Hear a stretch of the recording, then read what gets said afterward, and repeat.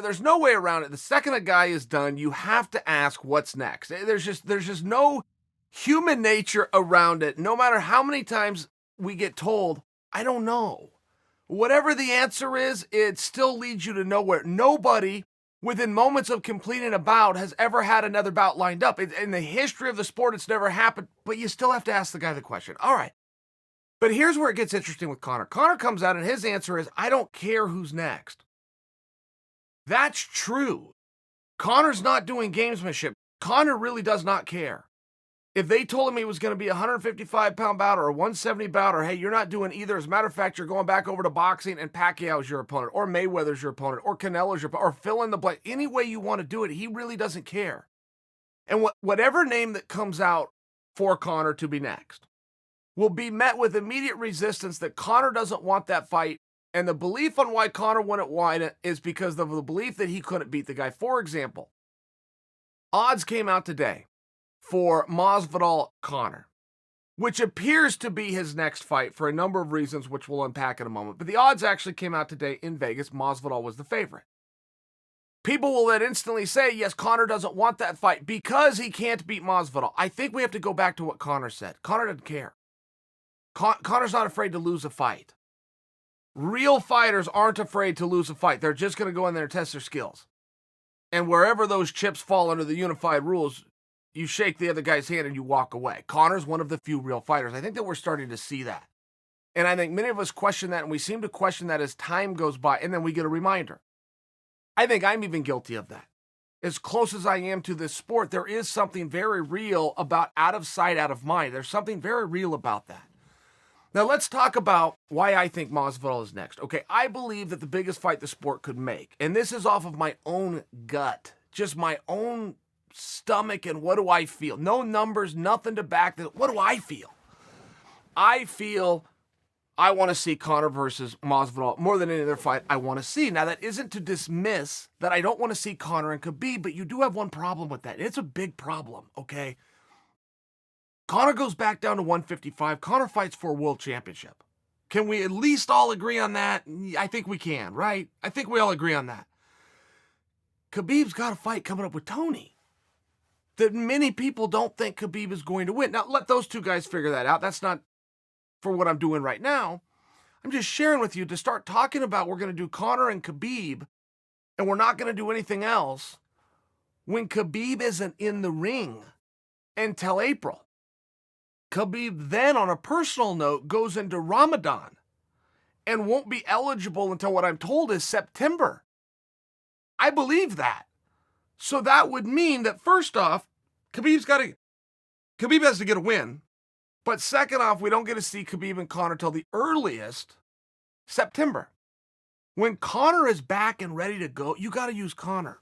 And we just have that evidence in front of us. We have that evidence from Saturday night when that event did not even exist until Conor said, I want on an event on this specific date in this specific venue. And everybody goes, okay, great. That works because we all want you back too. We'll make it happen. So I think we do have a little bit of evidence that if Conor's ready to go, use Conor. Let's just imagine this from another standpoint.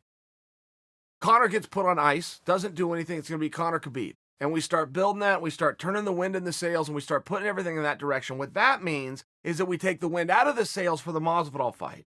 And between now and April, we're going to have to give Masvidal something to do, which means Masvidal now gets Kamaru Usman, which is going to be a great fight. But I'm just saying, you now got all this wind behind that fight. You sucked all the wind out of the Conor Masvidal fight. And now Khabib gets upset. Let's just say Khabib gets upset.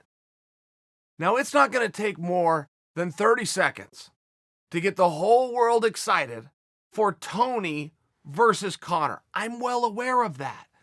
But you still need a lot of pieces to come into place, and now you're kicking the can 4 months before you even start to put the puzzle together. It would just seem, for simplicity's sake, if nothing else, if Masvidal wants to fight Conor and Conor wants to fight Masvidal, and they're taking action on it already in Las Vegas right now, and Conor just proved to us that he is a top welterweight in the world.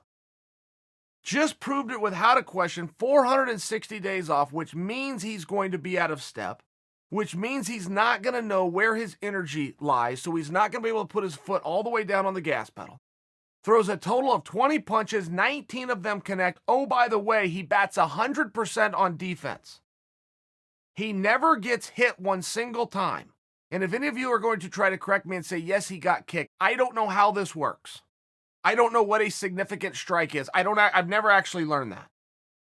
But the kick that Cowboy threw hit Conor's shoulder, and therefore the official record does not record that as a strike, unless it was to hit the body or the head, which would have been the intended targets, because they hit an unintended target. The official record says Cowboy got 0 strikes off. So when I tell you that Conor was 100% proficient in defense, he was 19 out of 20 in offense. And guys, to explain to you how good those numbers are, oh my goodness. And this was on a bad night. And this isn't Chael being critical of Conor. Chael was blown away with Conor. These are Conor's own words. Conor said, I'm not there yet. I need a little bit more. I'm going to go out tonight. I'm going to celebrate. But I'm going to fly home tomorrow. I'm going to go to the gym on Monday. There's a few things that we do know about Conor McGregor. And we do know that sumbitch is a man of his word. He is. Like him or don't like him, Conor does what Conor says he's going to do. Conor says it's Conor's season and he's going to fight 3 more times just in 2020. He's going to do everything within his power to fight 3 times in 2020. And while I'll fight anybody and I really don't care would not normally be an answer that I would endorse, with Conor, he's telling the truth. And as silly as a conversation was a week ago about Conor versus Masvidal, as silly as a conversation of Conor versus Kamaru Usman was a week ago, you can no longer laugh at that now. Conor proved his point. He made his case. Conor can fight at 170 pounds. Conor can go down to 155 pounds. But this real and authentic, understanding Conor, who, yes, he entertained, but he made entertainment second and competition first, man. It was refreshing, but it was real. In front of everything else, it was real. Want a prediction from me?